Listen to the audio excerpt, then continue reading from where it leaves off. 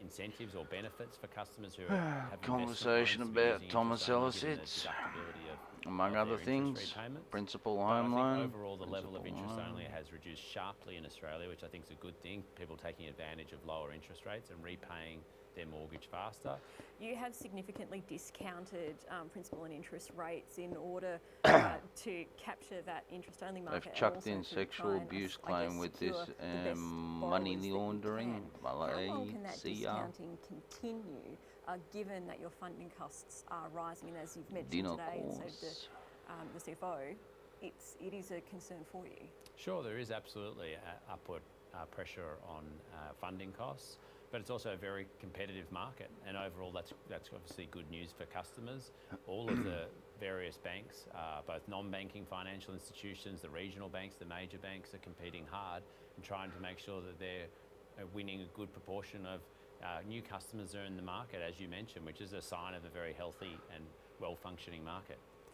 In that environment, where's the real generator of growth in the bank, do you think?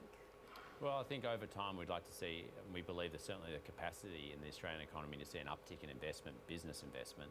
I mean, clearly household debt has increased over the last 5 or 6 years in particular.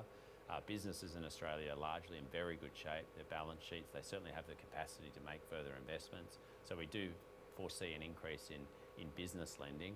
And overall, we see the economic prospects of Australia to be very positive. We've got GDP growth above system. We've got a falling unemployment rate.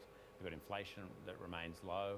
We've got a number of large infrastructure projects. Like you take the example of Zsa Zsa and Thomas Ellis Hits, both hippie fucking dumbass greenies.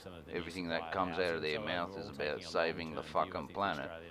And then they're going on a fucking holiday to Europe. You've said today is focused on restoring trust. What a total bunch of cunts. But we aren't yet finished at the Royal Commission, and today you couldn't rule out the Commonwealth Bank being exposed to another I don't even know why they talk about it.